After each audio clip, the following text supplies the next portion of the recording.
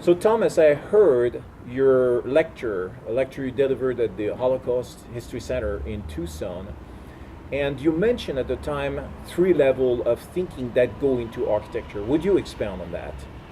Sure. The three levels I talked about were pragmatic level, the syntactic level, and the semantic level.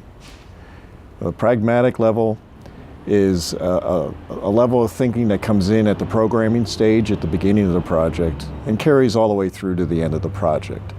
Just about every thought that goes into that building will have some pragmatic basis. The orientation of the building, the size, the number of rooms, the lighting, the air conditioning, problem solving often is done at a pragmatic level. The list goes on. Syntactic? Syntactic is about structure. How are we going to hold up the building? How are we going to express the structure? And then there's the semantic level, which is about meaning. So, what do you mean by that? Well, when meaning is incorporated into architectural design, the architecture takes on a whole new dimension.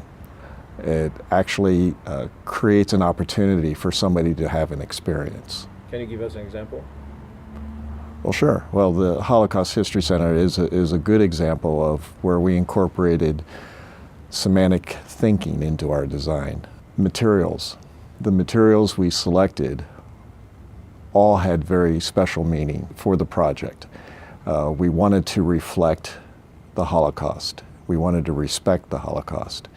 The exhibit has a lot of images of people and actions that have occurred. There was a lot of written material in there.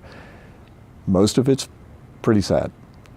The materials we chose were unfinished concrete, and we exposed brick and made sure we didn't clean up the grout lines. Nothing was going to be perfect in there. We exposed the wood structure of the 100-year-old building that we were in without finishing it.